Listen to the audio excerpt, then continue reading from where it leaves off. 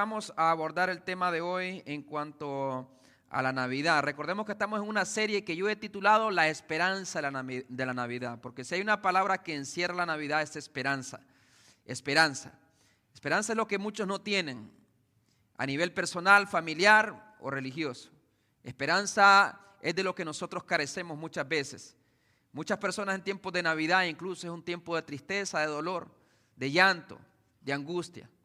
Pero sabemos que a los que estamos en Cristo, aunque así hayan diferentes adversidades en nuestra vida, podemos tener esperanza.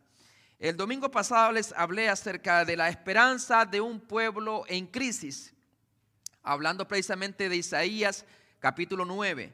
El pueblo que andaba en tinieblas vio gran luz, y esa luz sabemos que es nuestro Señor Jesucristo. Y ese pueblo originalmente era Israel, claro que sí, pero también todos nosotros hemos andado en tinieblas. Yo he andado en oscuridad espiritual completamente, pero un día la luz de Cristo alumbró mi corazón y entonces ahora vivo en la luz. No significa que no tengan momentos de oscuridad, pero sabemos de que Dios siempre nos guía y nos alumbra. Hoy hablaré acerca de preparad el camino del Rey. El próximo domingo voy a hablar acerca de la concepción de este rey, el milagro de la concepción y finalmente el milagro de la encarnación o el nacimiento de nuestro Señor Jesús. No sé si hay alguien que nos acompaña por primera vez, que esté aquí. Creo que al principio se reconoció la presencia de alguien por acá. Allá por allá está un joven. Dios te bendiga, mi hermano, qué bueno que estás aquí con nosotros. La gracia del Señor esté contigo siempre. ¿Hay alguien más? Por allá atrás, aquí enfrente. Ok. Sean todos bienvenidos una vez más. El tema de hoy, mis hermanos, preparad el camino al Rey. Cuando nosotros hablamos de Cristo, hablamos de ese ser supremo. Un rey es el que gobierna. Dios nunca ha estado en una posición reactiva, reaccionando a los eventos de la humanidad.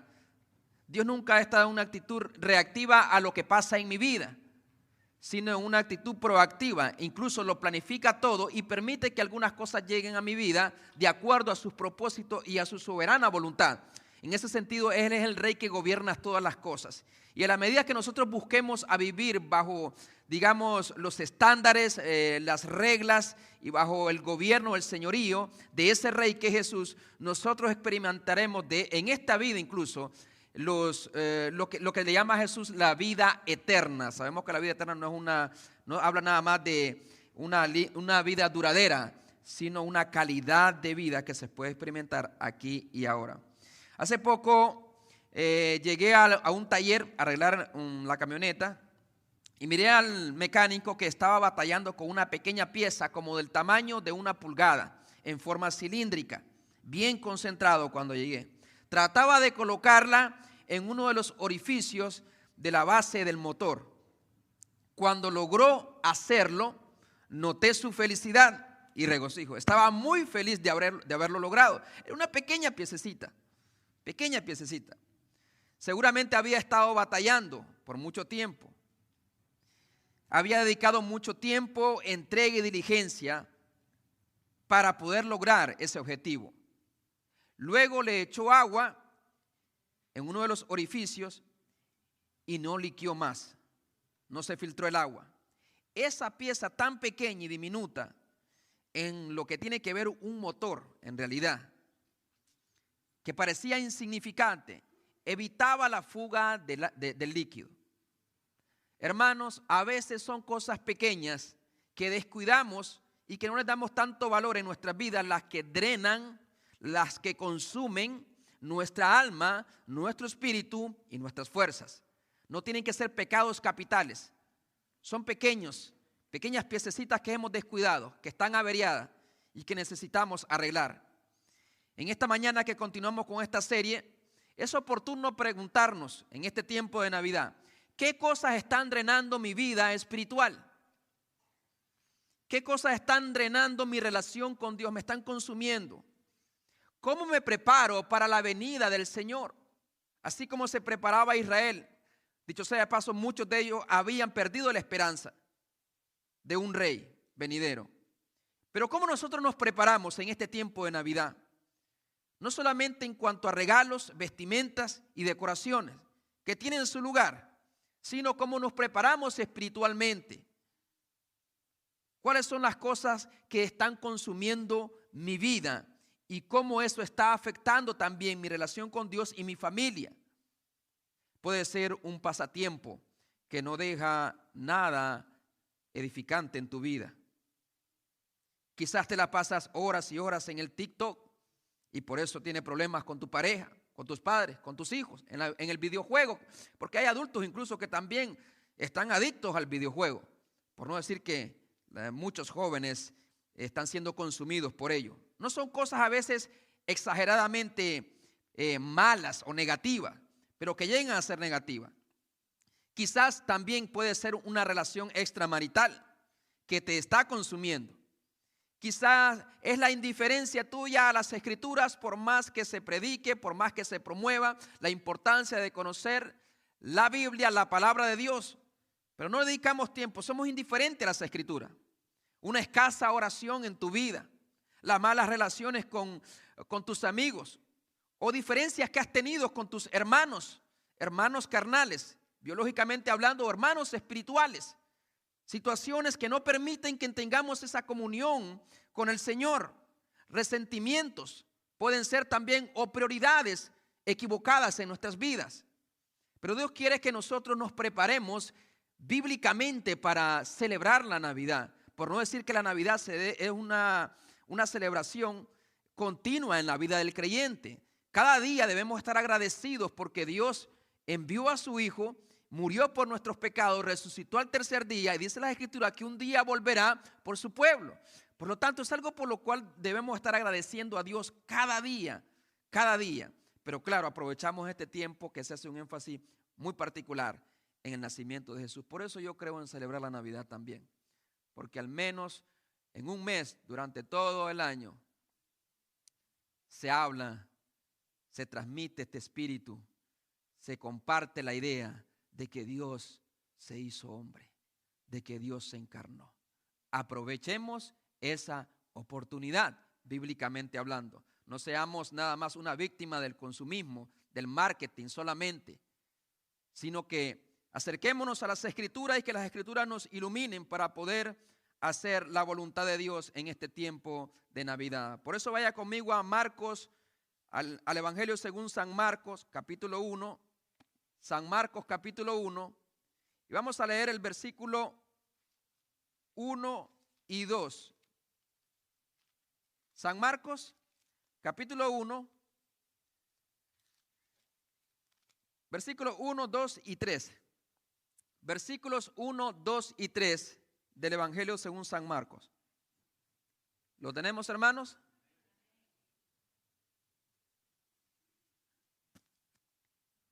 Dice la palabra del Señor en el versículo 1 del capítulo 1 del Evangelio según San Marcos. Principio del Evangelio de Jesucristo, Hijo de Dios. Como está escrito en Isaías el profeta: He aquí yo envío mi mensajero delante de tu faz, el cual preparará tu camino delante de ti. Voz que clama en el desierto: preparad el camino del Señor y enderezad sus sendas. Vamos a orar al Señor. Padre, nos acercamos a ti, oh Dios, por los méritos de Cristo, agradecidos por el don de la vida, por el regalo también de tu palabra que nos ilumina, pero sobre todo por el don de Cristo. Dios mío, gracias porque a través de Él es que podemos tener acceso y entrada al trono de tu gracia.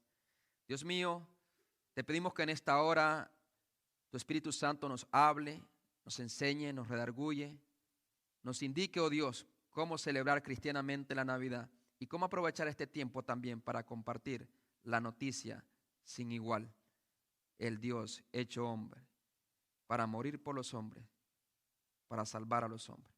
En Cristo Jesús. Amén y amén. Pueden sentarse, mis hermanos. Hoy meditaremos, partiendo de este versículo bíblico, meditaremos en las Escrituras, desarrollando tres ideas principales, tres ideas centrales. Primeramente voy a hablar acerca del mensajero del rey. En segundo lugar, el mensaje del rey. No solamente el mensajero, sino el mensaje, el contenido.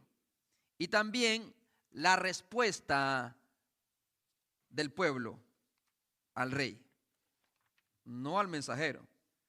Cualquier respuesta que usted pueda dar a este mensaje que voy a predicar, no es una respuesta a mí, por ejemplo, es una respuesta a Dios. Cuando se expone fielmente las Escrituras, claro está. Hay muchos mensajes que merodean a nuestro alrededor en este tiempo de Navidad. Muchas voces están en todas partes. Escuchamos voces de amor, voces de odio, voces de gozo, voces de tristeza, voces de ánimo, voces de desánimo, voces que nos acercan a Dios, otras que nos distancian, que nos alejan de Dios, voces que nos hablan del verdadero propósito de la Navidad y voces o mensajes que lo oscurecen. He aquí yo quiero que nosotros centremos nuestra mirada y toda nuestra atención en una voz que clama en el desierto, en aquel tiempo precisamente de nuestro Señor Jesucristo. En este mensajero que es el producto del milagro de Dios, su nacimiento. Su nombre es Juan el Bautista y era primo, humanamente hablando, de nuestro Señor Jesucristo. Es el cumplimiento de una profecía hecha en Isaías capítulo 40 del 3 al 5, hacía más de 700 años. Es el cumplimiento también de lo que Dios prometió acerca de este hombre en Malaquías 3:1, hablando de Juan el Bautista, del precursor. Sus padres eran sacerdotes, el sacerdote Zacarías y Elizabeth. Su vestimenta era muy particular de este hombre, es una vestimenta tosca. Quizás no traía un traje, no traía zapatillas, no traía perfume, pero fue un gran mensajero del Señor que vino en un tiempo en donde la humanidad, en donde el pueblo de Israel incluso, en particular, venía de un tiempo de 400 años de silencio, donde Dios no había levantado profetas, donde Dios no había levantado mensajeros. Y ahí se levanta este hombre, dice las Escrituras que su vestimenta era parecida a la vestimenta del profeta Elías. Estaba cubierto con un atuendo de piel de camello y un cinturón de cuero. Su comida eran langosta y miel silvestre. Y al final de sus días murió decapitado por Herodes. La función de esta persona al venir a este mundo no era ser un discípulo de Jesús. No vino para ser un apóstol de nuestro Señor Jesucristo. Yo creo que hubiese sido un gran apóstol. Yo creo que hubiese sido un gran discípulo. Yo pensaría que hubiera sido mejor que Pedro, que Juan, que Santiago. Pero no era el propósito por el cual Dios lo había mandado a este mundo, porque todos tenemos un propósito en este mundo. Y cuando nos acercamos a Dios entendemos cuál es ese propósito. Algunos vienen por muchos años, algunos vienen por 30 años, algunos vienen por 80, 100 años. Pero lo más importante es vivir una vida con propósito. Los años que vivió Juan el Bautista, lo vivió con un propósito definido y claro. Él entendió que no iba a ser un discípulo ni un apóstol de Jesús. En realidad, muchos de los discípulos de este hombre, de Juan el Bautista, siguieron a Jesús. Cuando Juan el Bautista dijo, he ahí el Cordero de Dios que quita el pecado del mundo. Pero Juan no siguió a Jesús. No se hizo un discípulo de Jesús necesariamente. Pero sí preparó el camino para que aquellos que habían escuchado su mensaje le siguieran. Todos entonces tenemos un propósito.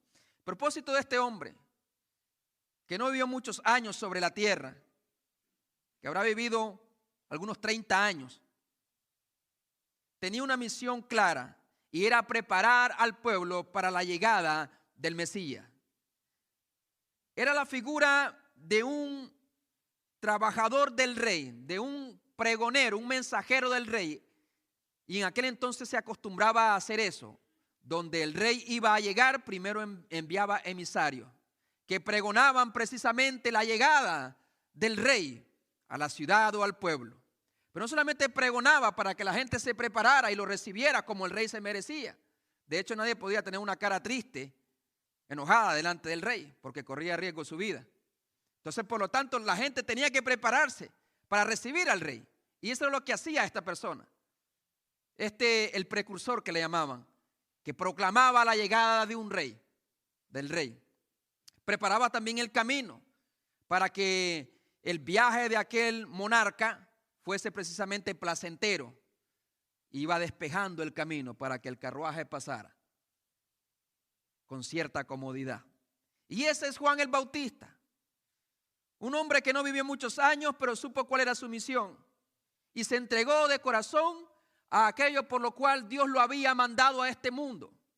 Voz que clama en el desierto. He aquí, por eso empecé en Marcos capítulo 1, versículo 1 y 2. Como está escrito, dice el versículo 2 en específico, en Isaías el profeta. He aquí yo envío mi mensajero. Era un hombre enviado por Jehová. Era un hombre enviado por Dios. Era un mensajero de Dios. La palabra ángel es precisamente mensajero. Delante de tu faz. Y es una conversación, básicamente es un diálogo que hay aquí en esta profecía, aunque es en boca de Isaías. Pareciera que es un diálogo que existe entre la primera persona de la Trinidad, que es Dios Padre, y Dios el Hijo, porque es a Él a quien le habla.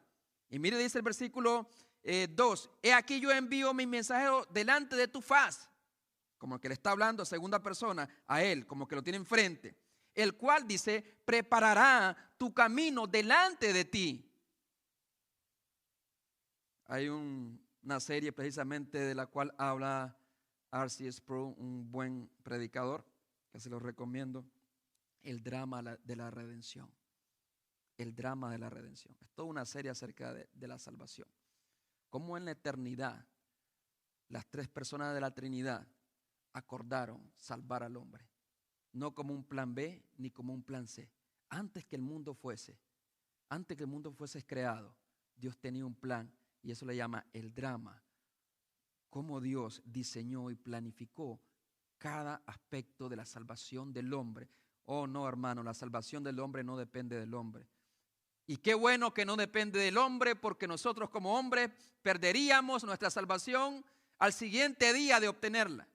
Qué bueno que depende de Dios, de ese Dios que lo planeó, que eligió a un pueblo para que habitara con él por los siglos de los siglos, por la eternidad. Porque precisamente si le damos la elección al hombre, el hombre nunca hubiese elegido a Dios. Dice Romanos 3, nadie busca a Dios. No hay ni siquiera uno que realmente busque a Dios. Por lo tanto, en esta conversación que es parte del plan de redención de nuestro Dios, del trino Dios por la humanidad, le habla a su hijo y le dice, yo envío mi mensajero delante de tu faz. Aquí está el cumplimiento precisamente de este mensajero. Y este simplemente es una voz. No usa el título de profeta, de apóstol, de evangelista. No usa tantos títulos precisamente. Solamente es una voz que clama, una voz que grita a pulmón vivo, porque en realidad no había ni amplificadores en aquel entonces como el del que ahora yo estoy disfrutando.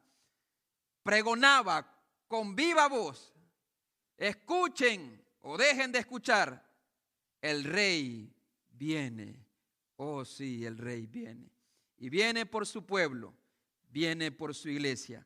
A voz viva clama, diciendo, preparad el camino al rey. Preparad el camino al rey. Dice las escrituras precisamente en el versículo 3, voz que clama en el desierto, preparad el camino del Señor, enderezad sus sendas. Enderezad sus sendas. Claro, Juan el Bautista no venía con la intención de, digamos, preparar el camino literalmente por donde Jesús venía caminando, sino preparar un pueblo que realmente estuviese preparado para recibir al Mesías, para recibir al Rey, en donde involucra precisamente corregir, enderezar nuestras vidas para que vivamos de acuerdo a la voluntad de Dios, no de acuerdo a la tradición del hombre, no de acuerdo a la religión, no de acuerdo al marketing, no de acuerdo a la sociedad. Enderezar el camino. ¿Y quién es el que nos puede enderezar? ¿Cuál es esa vara de medir que nos puede medir si estamos derechos o estamos torcidos? No es la vida de tu hermano, no es la vida de tu amigo, no son otras religiones. ¿Sabes cuál es la vara de medir? La vara de medir es las escrituras. Y ahí es donde tienes que comparar. ¿Qué tan derecho estás No, es que yo no soy tan malo como otros. Otros están peor que yo. Dios no quiere que tomemos como medida la vida de otras personas, no nos comparemos con otras personas, sino que nuestra medida debe ser las Escrituras. Y hermano, estoy seguro que hay muchas cosas que Dios tiene que corregir, que Dios tiene que enderezar cuando nos paramos al lado de la Biblia, de la palabra, de la revelación infalible de nuestro Dios. El mensaje que proclama entonces es un mensaje de un cambio. Es un cambio el que Dios busca. Es una transformación. Dios nos llama a un cambio. Esta es una gran oportunidad. Y este es el mensaje que proclama este mensajero que clama a gran voz. Así como las luces iluminan nuestros hogares, este mensaje nos puede iluminar a nosotros. Debemos entender que aunque el mensaje de arrepentimiento lo proclama Juan el Bautista, un hombre, él solamente es un portavoz, es un emisario de Dios. El mensaje viene de parte de Dios. Y lo primero que anuncia en su mensaje es un reino. El reino de los cielos está cerca.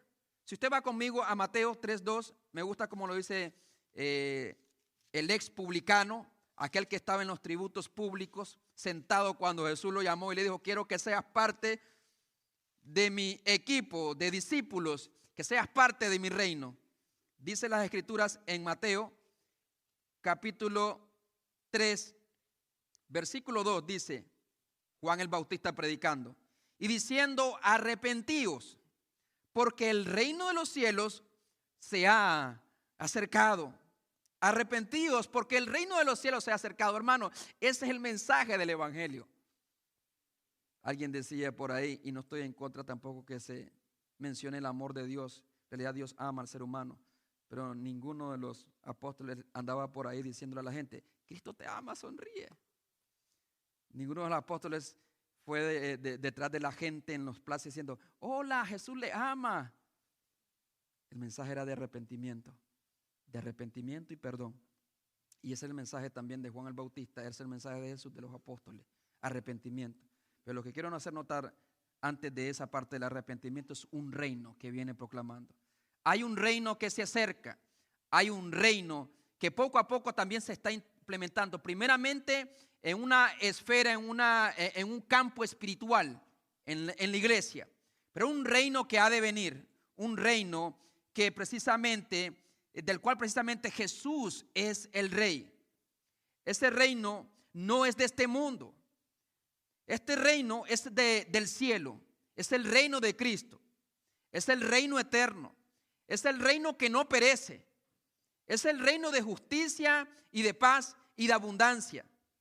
Ese reino está cerca, no está ausente, no está distante de ti. Nunca había estado tan cerca como en aquel entonces cuando predicaba Juan el Bautista, y en nuestros tiempos también, cuando Dios ha hecho morar a su Espíritu en nuestros corazones, en la vida de su iglesia. El reino del que predica Juan el Bautista es el reino del cual nosotros deberíamos de predicar, en el cual deberíamos de interesarnos día con día. El reino de los cielos se ha acercado. ¿Habría alguien tan distraído entre nosotros, mis hermanos, que aún no se ha dado cuenta que el reino de Dios está avanzando y poco, muy pronto lo veremos, que se establecerá en este mundo con poder y gloria? Y Jesús no volverá como un bebé nuevamente, sino precisamente proclamado y anunciado y visto por todas las naciones y aún los que les traspasaron, para reinar en este mundo. ¿Habrá alguien tan distraído que vive solamente absorto por las cosas triviales de este mundo? Porque aún temo que dentro del mismo pueblo de Dios, que predicamos de este reino que ha de venir, de este reino que ya está con nosotros, pero que se establecerá en su plenitud en la segunda venida de nuestro Señor Jesucristo. ¿Será alguien tan distraído, que está tan absorto, está tan encerrado, consumido por las cosas triviales de este mundo? Tan distraído que no es capaz de reconocer los tiempos, las señales o el llamado de este rey.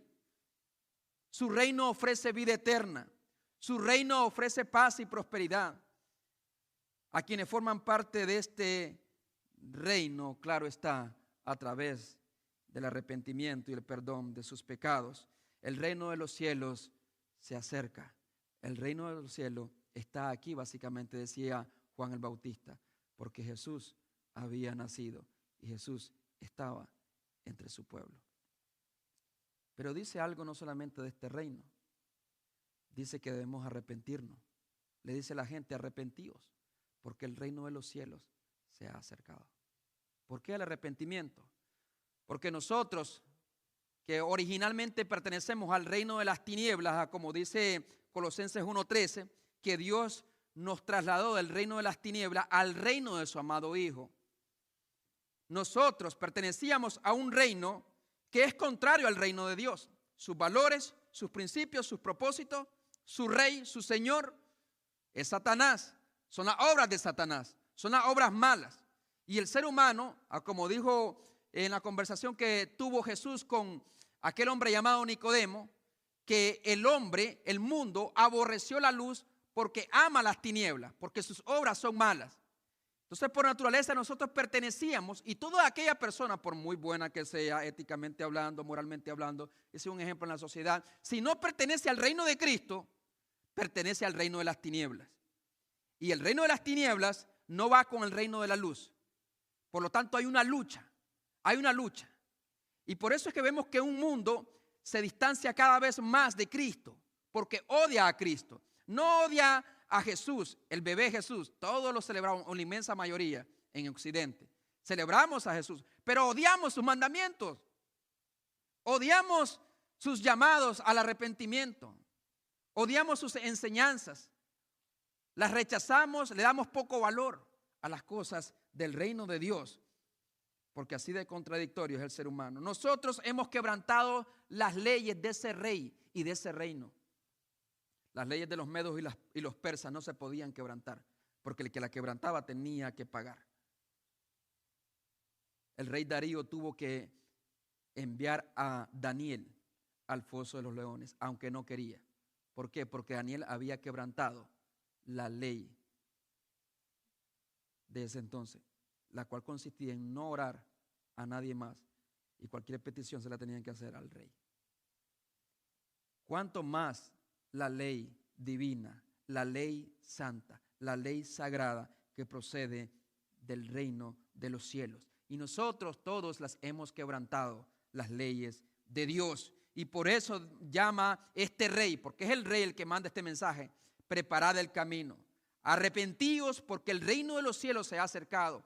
Sí, es verdad, el reino de los cielos es la noticia más grande, la más importante para nosotros, aquellos que hemos conocido a Dios, que por la gracia de Dios, Dios nos ha llamado y hemos sido recibidos a misericordia.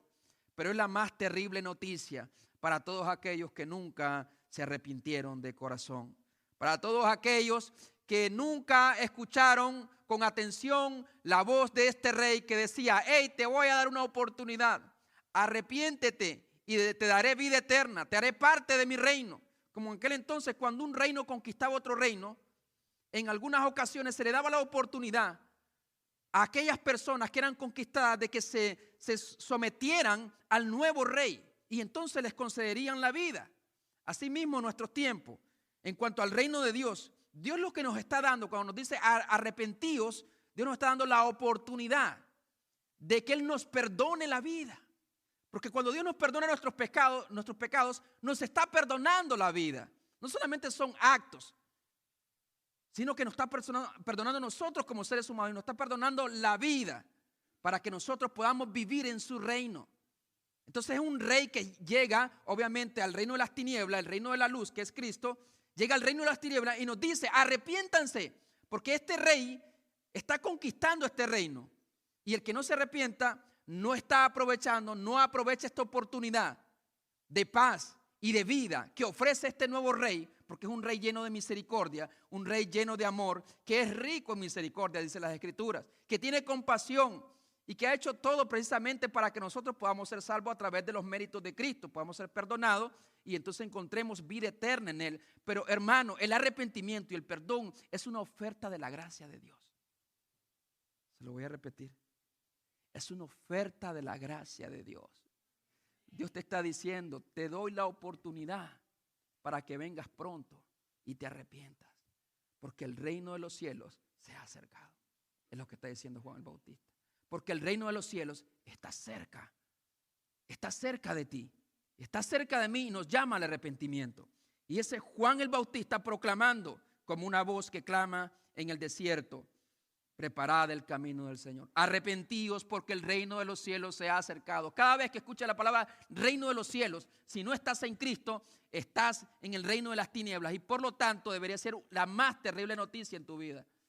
El reino de los cielos, como por decir otra gran potencia, que venga un emisario de los rusos o de los chinos y nos diga: arrepiéntanse o sométanse, porque el imperio precisamente de Rusia se ha acercado. ¿Qué haríamos nosotros? Gracias, llegó Rusia. No, temeríamos, nos esconderíamos. Pero este es el reino de los cielos, dice Juan el Bautista: arrepentíos. Hay una oportunidad y es el arrepentimiento. No es que me enamore de Dios. Dios quiere que te enamores de Él. Dios quiere que te arrepientas. Eso es lo que Dios está pidiendo. Y Dios manda a todos los hombres en todos los lugares, a los que están cerca y a los que están lejos, que se arrepientan. Es lo que predicaba el apóstol Pablo.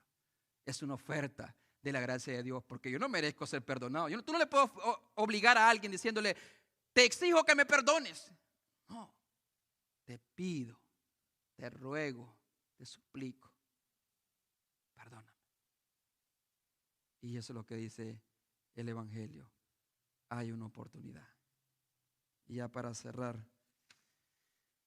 la respuesta. ¿Qué respuesta damos a este rey nosotros? A este rey que nos dice: arrepentíos. ¿De qué? De nuestros pecados. Al perdonarnos los pecados es perdonarnos la vida. Este rey no está lejos. Este rey está cerca. Era casi imposible permanecer indiferente al mensaje de Juan el Bautista. Incluso los fariseos y escribas se acercaban para ser bautizados, no por convicción, muchos de ellos, sino por conveniencia religiosa. Me conviene ir a la iglesia para que Dios me dé, para mantener una imagen, para que mis hijos para dar un buen ejemplo a mis hijos y que los demás no vayan a hablar mal de mí. Qué tragedia más grande de ese ser humano que dice eso. Habiendo estado sentado en este lugar y habiendo escuchado una y otra vez el mensaje del arrepentimiento, de la oferta del arrepentimiento, te puedes ir al infierno si mueres sin Cristo. Guardando la imagen.